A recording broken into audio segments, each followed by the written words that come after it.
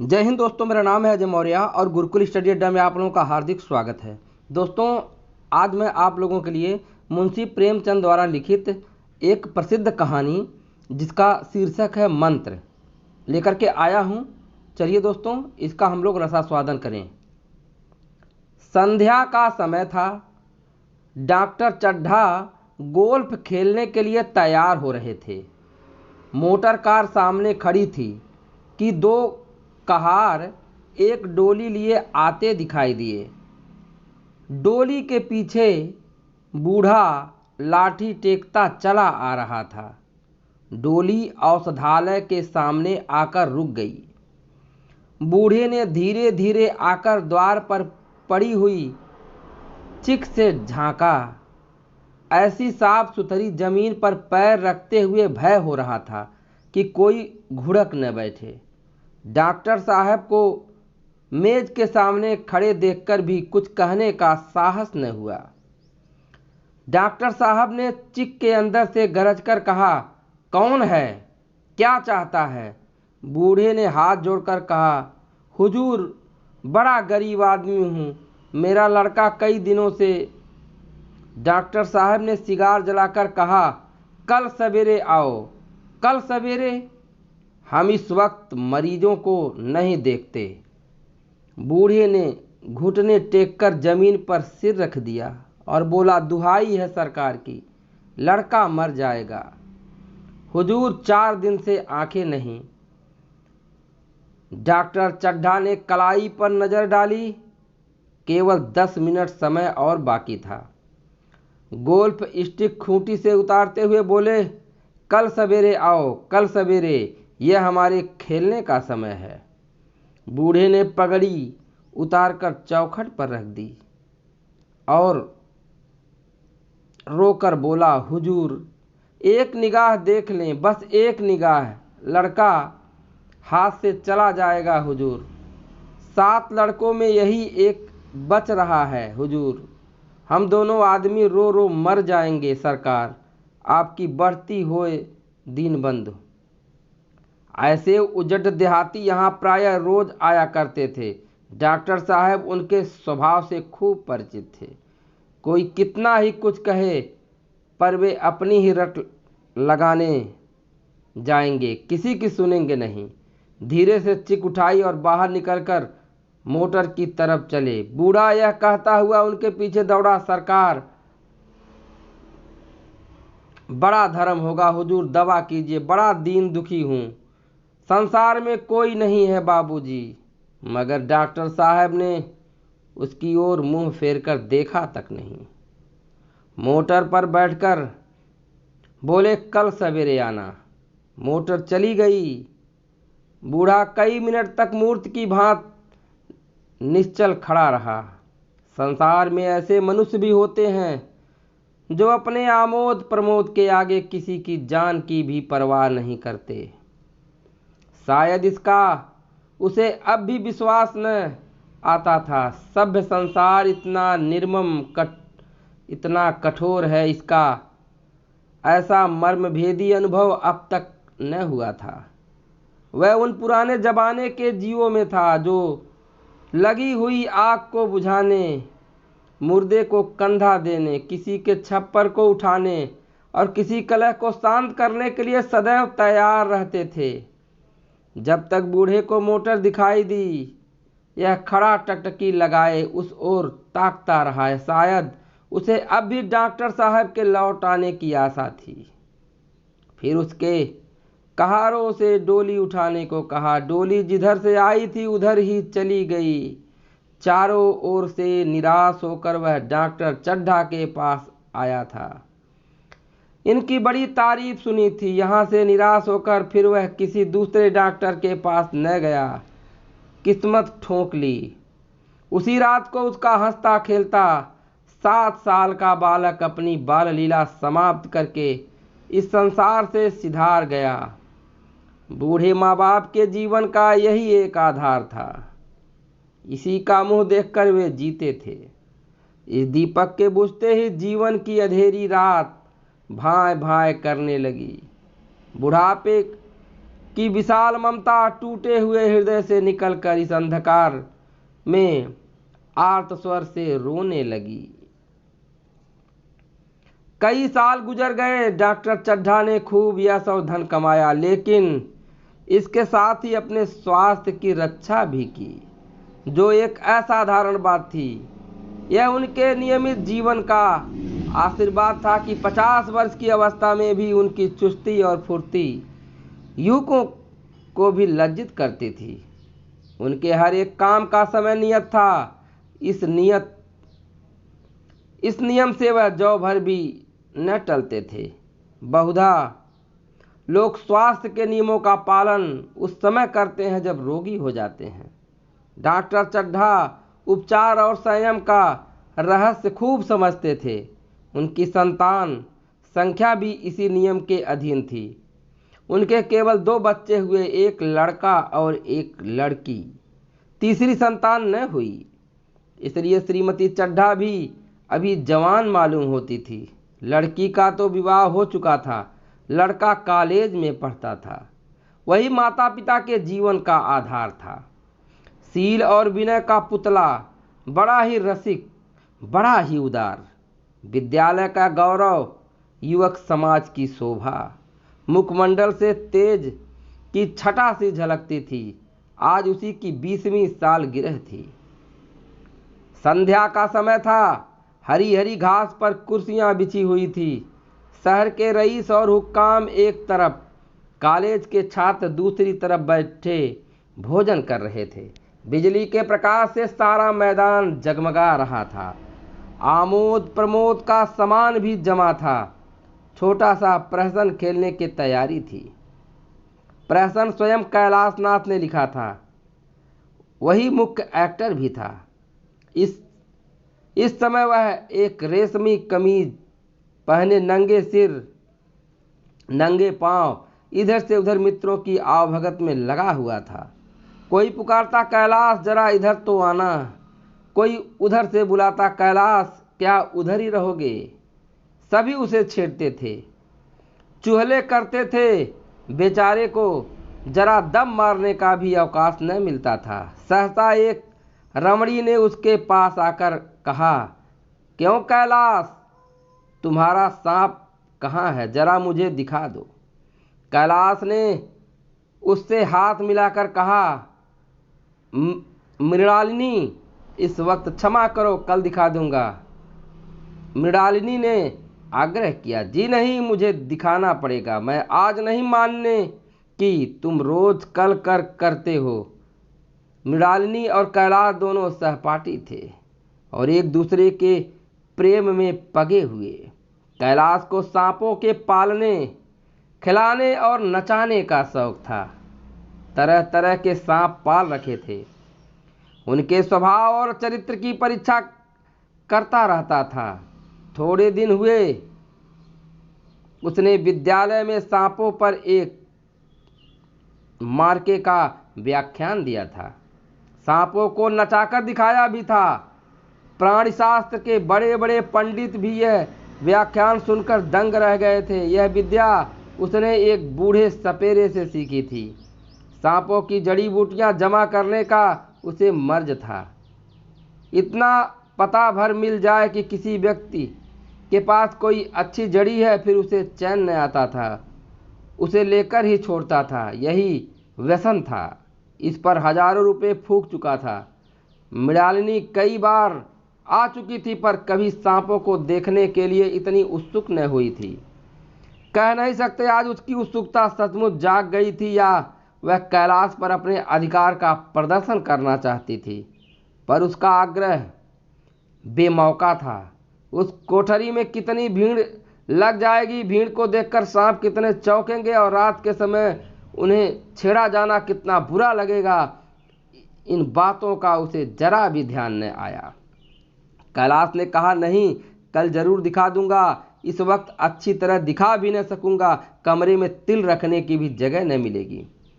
एक महाशय ने छेड़कर कहा, दिखा क्यों नहीं देते, जरा सी बात के लिए इतना टाल मटोल कर रहे हो। मिस गोविंद हरगिज न मानना, देखें कैसे नहीं दिखाते। दूसरे महाशय ने और रद्दा चढ़ाया। मिस गोविंद इतनी सीधी और भोली हैं, तभी आप इतना मिजाज करते हैं। दूसरी सुंदरी होती तो इस बात पर बिगड़ खड़ी होती। तीसरे साहब ने मजाक उड़ाया। अजी बोलना छोड़ देती, भला कोई बात है। इस पर आपको दावा है कि मृणालिनी के लिए जान हाजिर है। मृणालिनी ने देखा कि ये सोहदे उस रंग पर चढ़ा रहे हैं तो बोली, आप लोग मेरी वकालत न करें, मैं खुद अपनी वकालत कर लूँगी। मैं इस वक्त सांपों का तमाशा नहीं देखना चाहती। चलो छुट्टी हुई। इस पर मित्रों ने ठहाका लगाया। एक साहब बोले, देखना तो आप सब कुछ चाहें, पर कोई दिखाए भी तो। कैलाश को मृणालिनी की झेपी हुई सूरत देखकर मालूम हुआ कि इस वक्त उसका इनकार वास्तव में उसे बुरा लगा है। ज्यों ही प्रीतिभोज समाप्त हुआ और गाना शुरू हुआ, उसने मृणालिनी और अन्य मित्रों को सांपों के दरबे के सामने ले जाकर महुअर बजाना शुरू किया। फिर एक एक खाना खोलकर एक एक सांप को निकालने लगा। वाह क्या कमाल था! ऐसा जान पड़ता था कि वे कीड़े उसकी एक एक बात, उसके मन का एक एक भाव समझते हैं। किसी को उठा लिया, किसी को गर्दन में डाल दिया, किसी को हाथ में लपेट लिया। मृणालिनी बार बार मना करती कि उन्हें गर्दन में न डालो, दूर ही से दिखा दो, बस जरा नचा दो। कैलाश की गर्दन में सांपों को लिपटते देखकर उसकी जान निकल जाती थी। पछता रही थी कि मैंने व्यर्थ ही इनसे सांप दिखाने को कहा, मगर कैलाश एक न सुनता। प्रेमिका के सम्मुख अपने सर्वकला प्रदर्शन का ऐसा अवसर पाकर वह कब चूकता। एक मित्र ने टीका की, दांत तोड़ डाले होंगे। कैलाश हंसकर बोला, दांत तोड़ डालना मदारियों का काम है, किसी के दांत नहीं तोड़े गए हैं, कहिए तो दिखा दूं। कहकर उसने एक काले सांप को पकड़ लिया और बोला, मेरे पास इससे बड़ा और जहरीला सांप दूसरा नहीं है। अगर किसी को काट ले तो आनन फानन में मर जाए, लहर भी न आए। इसके कांटे का मंत्र नहीं, इसके दांत दिखा दूं। मृणालिनी ने उसका हाथ पकड़कर कहा, नहीं नहीं कैलाश, ईश्वर के लिए उसे छोड़ दो, तुम्हारे पैरों पड़ती हूँ। इस पर दूसरे मित्र बोले, मुझे तो विश्वास नहीं आता, लेकिन तुम कहते हो तो मान लूँगा। कैलाश ने सांप की गर्दन पकड़कर कहा, नहीं साहब, आप आंखों से देखकर मानिए। दांत तोड़कर वश में किया तो क्या किया। सांप बड़ा समझदार होता है। अगर उसे विश्वास हो जाए कि इस आदमी से मुझे कोई हानि न पहुंचेगी तो वह उसे हरगिज न काटेगा। मृणालिनी ने जब देखा कि कैलाश पर इस वक्त भूत सवार है तो उसने यह तमाशा न करने के विचार से कहा, अच्छा भाई, अब यहाँ से चलो, देखो गाना शुरू हो गया है, आज मैं भी कोई चीज़ सुनाऊंगी। यह कहते हुए उसने कैलाश का कंधा पकड़कर चलने का इशारा किया और कमरे से निकल गई। मगर कैलाश विरोधियों का शंका समाधान करके ही दम लेना चाहता था। उसने सांप की गर्दन पकड़कर जोर से दबाई, इतनी जोर से दबाई कि उसका मुंह लाल हो गया, देह की सारी नसें तन गई। सांप ने अब तक उसके हाथों ऐसा व्यवहार न देखा था। उसकी समझ में न आता था कि यह मुझसे क्या चाहते हैं। उसे शायद भ्रम हुआ कि यह मुझे मार डालना चाहते हैं, अतः वह आत्मरक्षा के लिए तैयार हो गया। कैलाश ने उसकी गर्दन खूब दबाकर मुंह खोल दिया और उसके जहरीले दांत दिखाते हुए बोला, जिन सज्जनों को शक हो आकर देख लें। आया विश्वास या अब भी कुछ शक है? मित्रों ने आकर उसके दांत देखे और चकित हो गए। प्रत्यक्ष प्रमाण के सामने संदेह को स्थान कहाँ।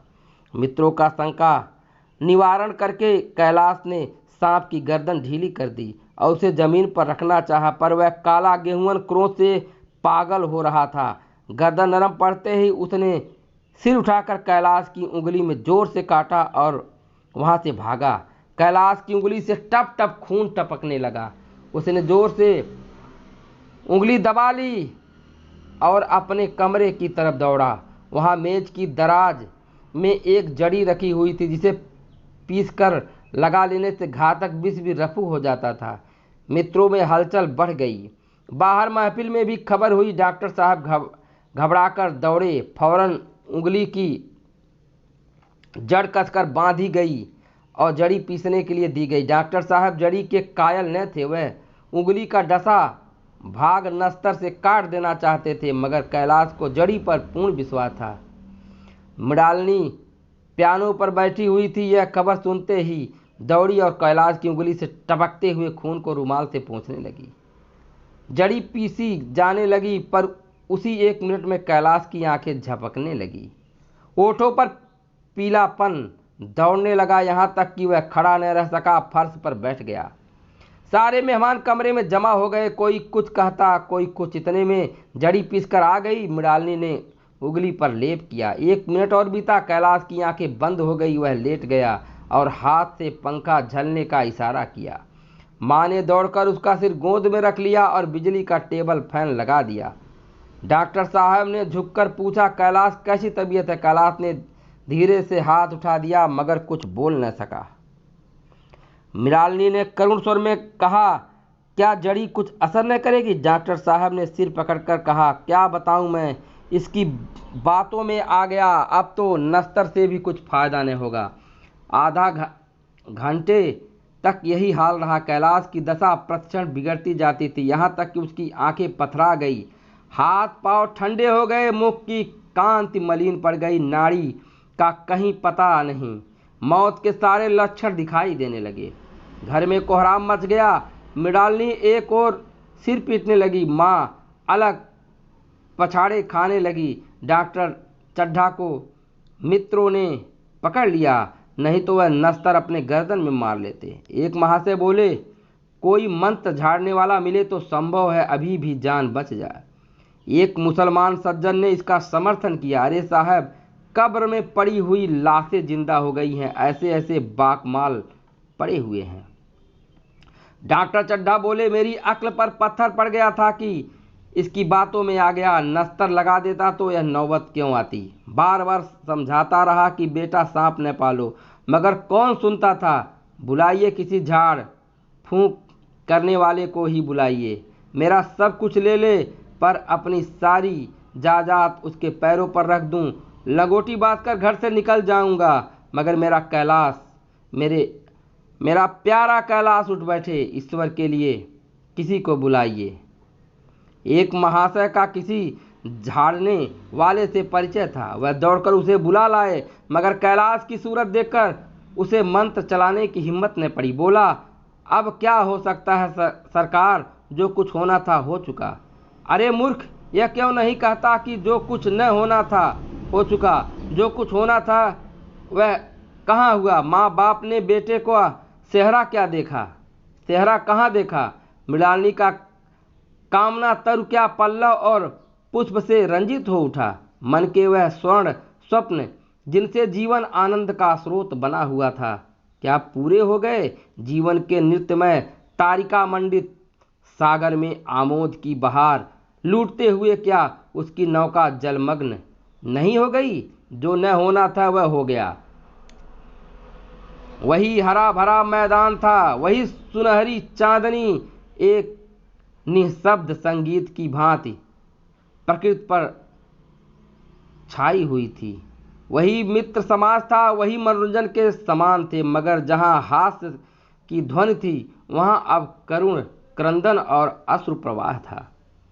शहर से कई मील दूर एक छोटे से घर में एक बूढ़ा और बुढ़िया अंगीठी के सामने बैठे जाड़े की रात काट रहे थे। बूढ़ा नारियल पीता था और बीच बीच में खांसता था। बुढ़िया दोनों घुटनियों में सिर डाले आग की ओर ताक रही थी। एक मिट्टी के तेल की कुप्पी ताक पर जल रही थी। घर में न चारपाई थी न बिछौना, एक किनारे थोड़ी सी पुआल पड़ी थी। इसी कोठरी में एक चूल्हा था। बुढ़िया दिन भर उपले और सूखी लकड़ियां बटोरती थी। बूढ़ा रस्सी बटकर बाजार में बेच आता था, यही उसकी जीविका थी। उन्हें न किसी ने रोते देखा न हंसते। उनका सारा समय जीवित रहने में कट जाता था। मौत द्वार पर खड़ी थी, रोने या हंसने की कहाँ फुर्सत। बुढ़िया ने पूछा, कल के लिए सन तो है न? कल के लिए सन तो है नहीं, काम क्या करोगे? जाकर झगड़ू साहू से 10 सेर सन उधार लाऊंगा। उसके पहले के पैसे तो दिए ही नहीं और उधार कैसे देगा? न देगा न सही, घास तो कहीं नहीं गई है, दोपहर तक क्या 2 आने की भी न काटूंगा। इतने में एक आदमी ने द्वार पर आवाज़ दी, भगत भगत, क्या सो गए? जरा किवाड़ खोलो। भगत ने उठकर किवाड़ खोल दी। एक आदमी ने अंदर आकर कहा, कुछ सुना? डॉक्टर चड्ढा बाबू के लड़के को सांप ने काट लिया। भगत ने चौंककर कहा, चड्ढा बाबू के लड़के को? वही चड्ढा बाबू है ना जो छावनी के बंगले में रहते हैं? हाँ हाँ वही। शहर में हल्ला मचा हुआ है, जाते हो तो जाओ, आदमी बन जाओगे। बूढ़े ने कठोर भाव से सिर हिलाकर कहा, मैं नहीं जाता, मेरी बला जाए। वही चड्ढा है, खूब जानता हूँ। भैया को लेकर उन्हीं के पास गया था, खेलने जा रहे थे, पैरों पर गिर पड़ा कि एक नज़र देख लीजिए, मगर सीधे मुंह से बात तक न की। भगवान बैठे सुन रहे थे। अब जान पड़ेगा कि बेटे का गम कैसा होता है। कई लड़के हैं? नहीं जी, यही तो एक लड़का था। सुना है, सब ने जवाब दे दिया। भगवान बड़ा कारसाज है। उस वक़्त मेरी आंखों से आंसू निकल पड़े थे, पर उन्हें तनिक भी दया न आई थी। मैं तो उनके द्वार पर होता तो भी बात न पूछता। तो न जाओगे? हमने जो सुना था सो कह दिया। अच्छा किया, अच्छा किया। कलेजा ठंडा हो गया, आंखें ठंडी हो गई, लड़का भी ठंडा हो गया होगा। तुम जाओ, आज चैन की नींद सोऊंगा। बुढ़िया से जरा तमाकू दे दे, एक चिलम और पीऊंगा। अब मालूम होगा लाला को सारी साहबी निकल जाएगी। हमारा क्या बिगड़ा? लड़के के मर जाने से कुछ राज तो नहीं चला गया। जहाँ 6 बच्चे गए थे वहाँ एक और चला गया। तुम्हारा तो राज सूना हो जाएगा। उसी के वास्ते सबका गला दबा दबा कर जोड़ा था न। अब क्या करोगे? एक बार देखने जाऊंगा, पर कुछ दिन बाद मिजाज का हाल पूछूंगा। आदमी चला गया। भगत ने किवाड़ बंद कर लिए, तब चिलम पर तंबाकू रखकर पीने लगा। बुढ़िया ने कहा, इतनी रात गए, जाड़े पाले में कौन जाएगा? अरे दोपहर ही होता तो मैं न जाता, सवारी दरवाजे पर लेने आती तो भी मैं न जाता। भूल नहीं गया हूँ पन्ना की सूरत, आज भी आंखों में फिर रही है। इसी निर्दयी ने उसे एक नज़र देखा तक नहीं। क्या मैं जानता था कि वह न बचेगा? खूब जानता था। चड्ढा भगवान नहीं थे कि उनके एक निगाह देख लेने से अमृत बरस जाता। नहीं, खाली मन ही दौड़ थी। जरा तसल्ली हो जाती, बस इसलिए उनके पास दौड़ा गया था। अब किसी दिन जाऊंगा और कहूंगा, क्यों साहब कहिए, क्या रंग है? दुनिया बुरा कहेगी, कहे, कोई परवाह नहीं। छोटे आदमी में तो सब ऐब होते हैं, बड़ों में कोई ऐब नहीं होता, देवता होते हैं। भगत के लिए जीवन में यह पहला अवसर था कि ऐसा समाचार पाकर वह बैठा रह गया हो। 80 वर्ष के जीवन में ऐसा कभी नहीं हुआ कि सांप की खबर पाकर वह दौड़ा न गया हो। माघ पूस की अंधेरी रात, चैत बैसाख की धूप, वह लू, सावन भादों की चढ़ी हुई नदी और नाले, किसी की उसने कभी परवाह न की। वह तुरंत घर से निकल पड़ता था, निस्वार्थ निष्काम। लेन देन का विचार कभी दिल में नहीं आया। यह ऐसा काम ही न था, जान का मूल्य कौन दे सकता है। यह एक पुण्य कार्य था। सैकड़ों निराशों को उसके मंत्रों ने जीवन दान दे दिया था, पर वह आज घर से कदम नहीं निकाल सका। यह खबर सुनकर सोने जा रहा हूँ। बुढ़िया ने कहा, तंबाकू अंगीठी के पास रखी हुई है, उसके भी आज 2.5 पैसे हो गए, देती ही न थी। बुढ़िया यह कहकर लेटी। बूढ़े ने कुप्पी बुझाई, कुछ देर खड़ा रहा, फिर बैठ गया। अंत को लेट गया, पर यह खबर उसके हृदय पर बोझ की भांति रखी हुई थी। उसे मालूम हो रहा था कि उसकी कोई चीज़ खो गई है, जैसे सारे कपड़े गीले हो गए हैं या पैरों में कीचड़ लगा हुआ है, जैसे उसके मन में कोई बैठा हुआ उसे घर से निकालने के लिए कुरेद रहा है। बुढ़िया जरा देर में खर्राटे लेने लगी।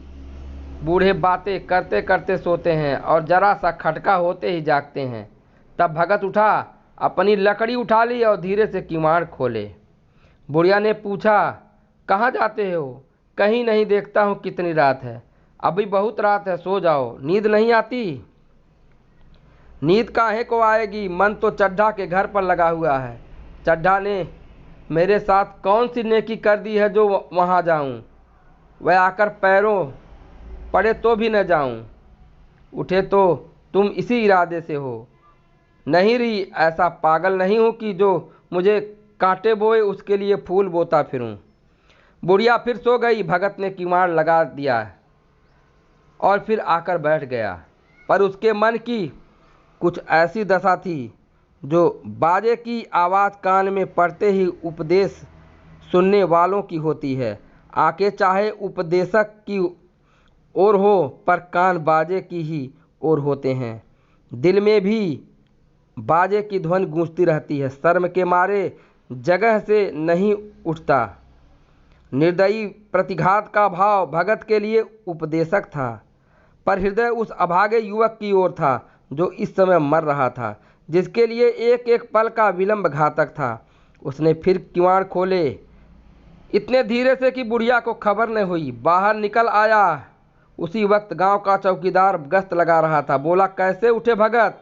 आज तो बड़ी सर्दी है, कहीं जा रहे हो क्या? भगत ने कहा, नहीं जी, जाऊंगा कहाँ? देखता था अभी कितनी रात है, भला कै बजे होंगे? चौकीदार बोला, 1 बजा होगा। और क्या? अभी थाने से आ रहा था तो डॉक्टर चड्ढा बाबू के बंगले पर भीड़ लगी हुई थी। उनके लड़के का हाल तो तुमने सुना होगा, कीड़े ने छू लिया है। चाहे मर भी गया हो, तुम चले जाओ तो शायद बच जाए। सुना है 10,000 देने को तैयार हैं। भगत, मैं तो न जाऊं, चाहे वह 10 लाख भी दें। मुझे 10,000 या 10 लाख लेकर करना क्या है? कल मर जाऊंगा, फिर कौन भोगने वाला बैठा हुआ है? चौकीदार चला गया। भगत ने आगे पैर बढ़ाया। जैसे नशे में आदमी की देह अपने काबू में नहीं रहती, पैर कहीं रखता है, पड़ता कहीं है, कहता कुछ है, जबान से निकलता कुछ है। वही हाल इस समय भगत का था। मन में प्रतिकार था पर कर्म मन के अधीन न था। जिसने कभी तलवार नहीं चलाई, वह इरादा करने पर भी तलवार नहीं चला सकता। उसके हाथ कांपते हैं, उठते ही नहीं। भगत लाठी खट खट करता लपका चला जाता था। चेतना रोकती थी पर उपचेतना ठेलती थी। सेवक स्वामी पर हावी था। आधी रात निकल जाने के बाद सहसा भगत रुक गया। हिंसा ने क्रिया पर विजय पाई। मैं यूं ही इतनी दूर चला आया। इस जाड़े पाले में मरने की मुझे क्या पड़ी थी? आराम से सोया क्यों नहीं? नींद न आती? न सही 2-4 भजन ही गाता। व्यर्थ इतनी दूर दौड़ा आया। चड्ढा का लड़का रहे या मरे, मेरी बला से। मेरे साथ इन्होंने कौन सा सलूक किया था? मैं उनके लिए मरूं? दुनिया में हजारों मरते हैं, हजारों जीते हैं। मुझे किसी के मरने जीने से क्या मतलब? मगर उपचेतना ने अब एक दूसरा रूप धारण किया जो हिंसा से बहुत कुछ मिलता जुलता था। वह झाड़ फूंक करने नहीं जा रहा है। वह देखेगा कि लोग क्या कर रहे हैं। डॉक्टर साहब का रोना पीटना देखेगा कि किस तरह पछाड़े खाते हैं। वह देखेगा कि बड़े लोग भी छोटों की ही भांति रोते हैं या सब्र भी कर जाते हैं। वे लोग जो विद्वान होते हैं सब्र कर जाते होंगे। हिंसा भाव को यूं धीरज देता हुआ वह फिर आगे बढ़ा। इतने में 2 आदमी आते दिखाई दिए। दोनों बातें करते चले आ रहे थे। चड्ढा बाबू का घर उजड़ गया। वही तो एक लड़का था। भगत के कान में आवाज़ पड़ी। उसकी चाल और भी तेज हो गई। थकान के मारे पाँव न उठते थे। सिरों भाग इतना बढ़ा जाता था मानो अब मुंह के बल गिर पड़ेगा। इस तरह कोई 10 मिनट चला होगा कि डॉक्टर साहब का बंगला नजर आया। बिजली की बत्तियां जल रही थी मगर सन्नाटा छाया हुआ था। रोने पीटने की आवाज़ भी न आती थी। भगत का कलेजा धक धक करने लगा। कहीं मुझे बहुत देर तो नहीं हो गई। वह दौड़ने लगा। अपनी उम्र में वह इतना तेज कभी न दौड़ा था। बस यही मालूम होता था मानो उसके पीछे मौत दौड़ी आ रही है। 2 बज गए थे। मेहमान विदा हो गए। रोने वालों में केवल आकाश के तारे रह गए थे और सभी रो रो कर थक गए थे। बड़ी उत्सुकता के साथ लोग रह रहकर आकाश की ओर देखते थे।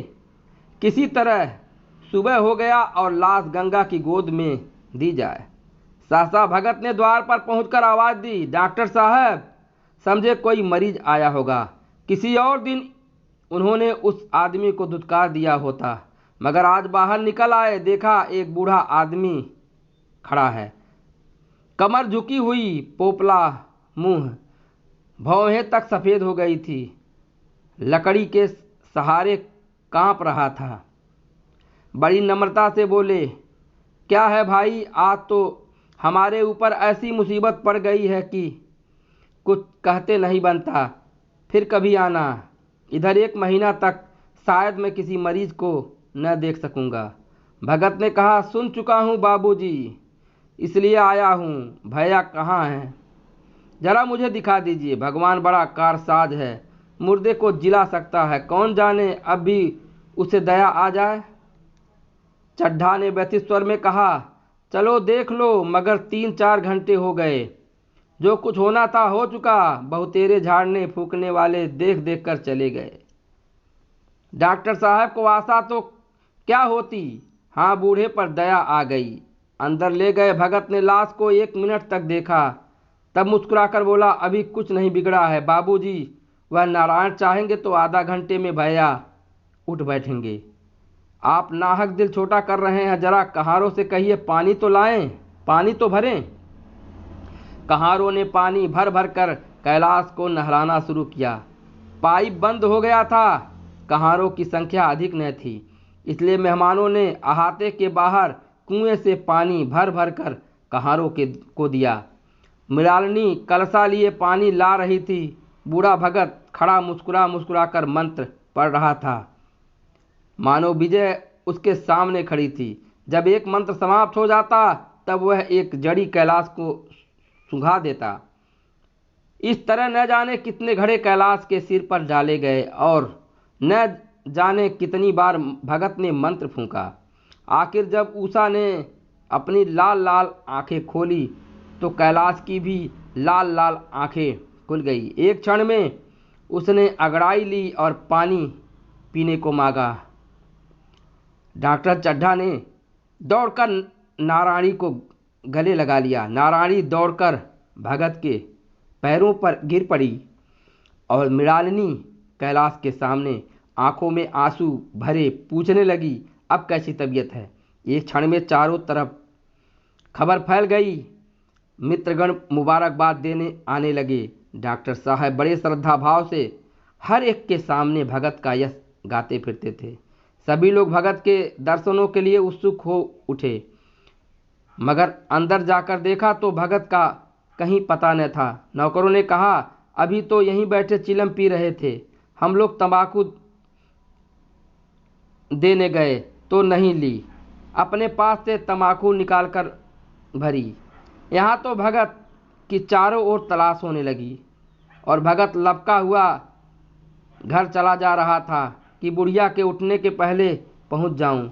जब मेहमान लोग चले गए तो डॉक्टर साहब ने नारायणी से कहा, बुढ़ा न जाने कहाँ चला गया, एक चिलम तंबाकू का भी रवादार न हुआ। नारायणी, मैंने तो सोचा था इसे कोई बड़ी रकम दूंगी। चड्ढा, रात को मैंने नहीं पहचाना, पर जरा साफ हो जाने पर पहचान गया। एक बार यह एक मरीज को लेकर आया था। मुझे अब याद आता है कि मैं खेलने जा रहा था और मरीज को देखने से इनकार कर दिया था। आज उस दिन की बात याद करके मुझे जितनी ग्लानि हो रही है उसे प्रकट नहीं कर सकता। मैं उसे खोज निकालूंगा और पैरों पर गिरकर अपना अपराध क्षमा कराऊंगा। वह कुछ लेगा नहीं है जानता हूँ।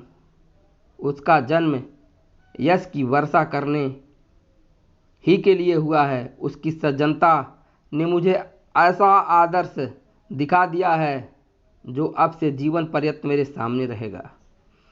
तो दोस्तों, इसी के साथ यह मंत्र कहानी समाप्त होती है। आप लोग कमेंट बॉक्स में बताइएगा कि यह कहानी आप लोगों को कैसी लगी। अगर ये कहानी आप लोगों को अच्छी लगी तो दोस्तों वीडियो को लाइक कर दीजिएगा, और ऐसी ही यूजफुल कहानियाँ अगर आप लोग सुनना चाहते हैं तो डिस्क्रिप्शन में लिंक मिलेगा, जहां आपको ऐसे ही सैकड़ों कहानियाँ सुनने को मिल जाएंगी। धन्यवाद।